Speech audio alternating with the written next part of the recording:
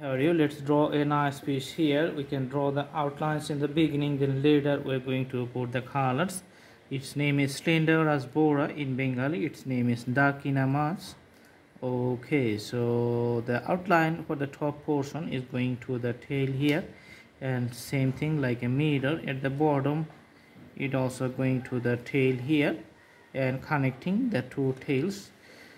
The fin on the dorsal portion, fin in the belly, and fin in the rectum portion.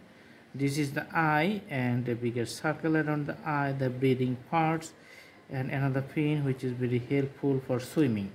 Putting some texture for the fins here, and also for the tails.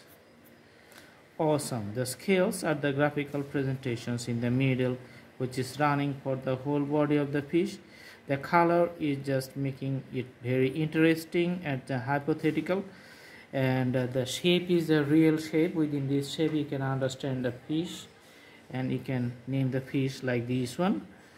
Okay, so just putting the colors, put the shade, and the darker colors is on the top, just going from the head to the tail for the whole body.